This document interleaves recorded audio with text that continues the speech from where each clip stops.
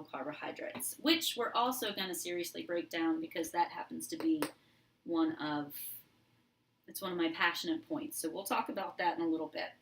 Now, when we're looking at this food label for the muffin, do you see the calories right here?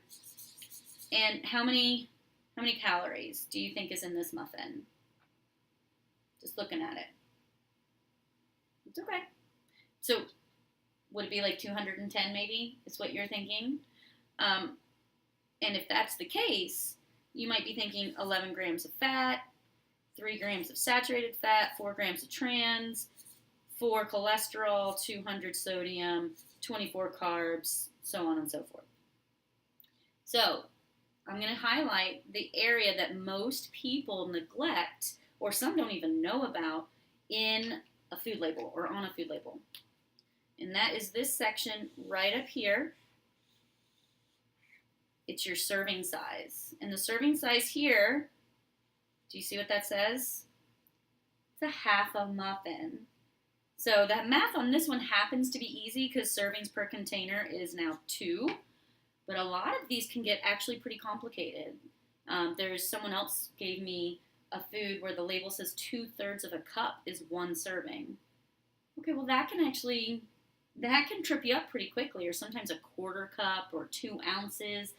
Like with chips, we don't even know what an ounce is half the time. It could be 13 chips. So this is actually one of the most important parts of a food label to pay attention to because it will set you up for success when you're looking at all these other numbers. Okay? So, wait a minute, who eats half a muffin? And that's part of that educational piece that we're going to talk about because the portion is the knowledge of what the portion equals is empowering. Does that make sense? Like that is where you know at least what you're eating. If you choose to eat the whole muffin, you choose to eat the whole muffin, but that's a world of difference between 210 and 420. 420, that's almost a meal. So is this muffin satisfying enough to count as a meal or close to it? And it might be. Again, I'm not judging the muffin. I don't know anything about the muffin. I have a very quick snapshot. This could be a whole grain muffin with true, real whole blueberries baked into it. It could have no added sugar. It could be sweetened with date paste. And you might have an apple with it. That's your breakfast. And now you're looking at around 500 calories for your meal. That's fantastic. But it's the empowerment piece, the educational piece that we're going for here. So does that make sense? Yeah. Okay. All right, good. So now let's take a look at this section. Sorry, I've got it all color-coded for you.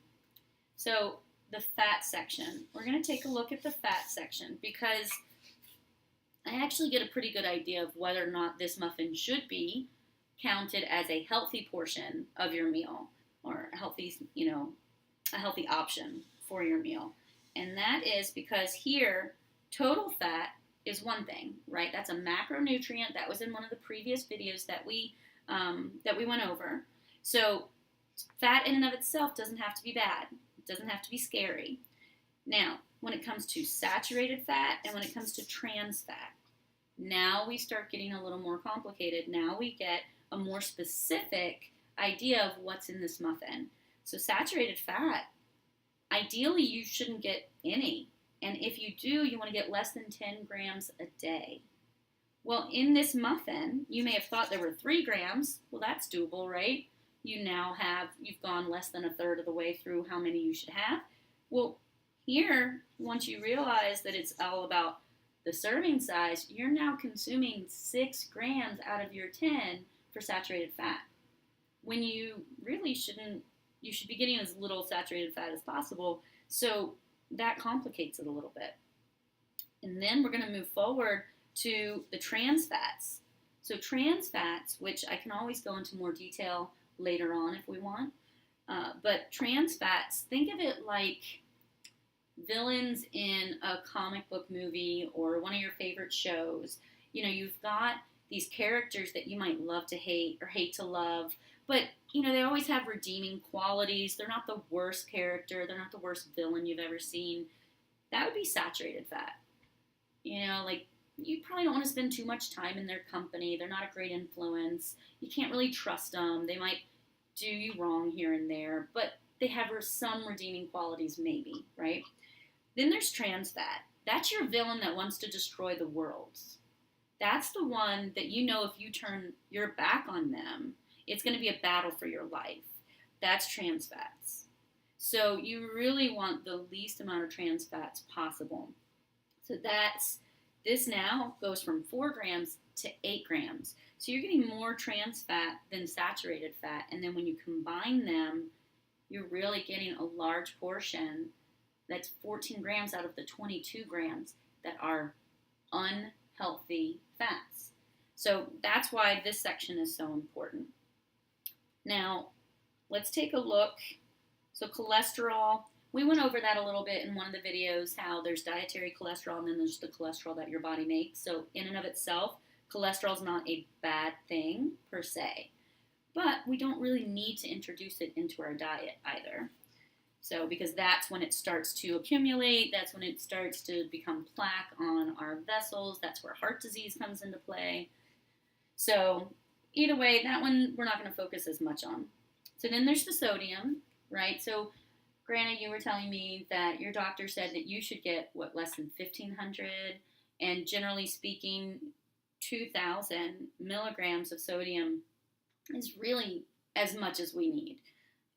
This is, if you're looking at the serving size and servings per container, this has 400 milligrams of sodium.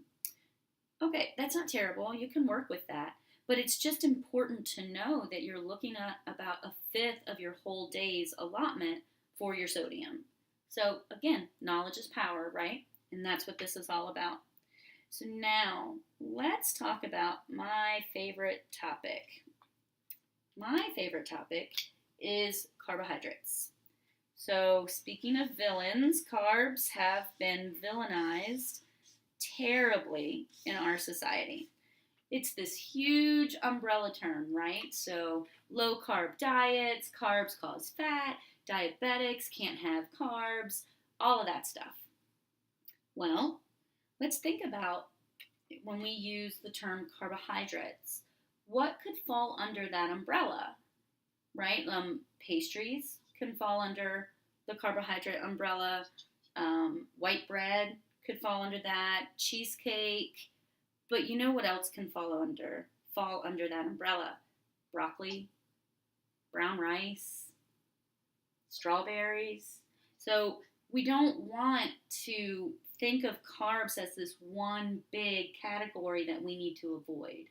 We want to be a little more nuanced in our approach to carbs. So again, I don't know what kind of carbs are in this muffin. I don't have the ingredient list, but if I look at this, it's 48 grams of carbs for the whole muffin, which is a decent amount of carbs for the day.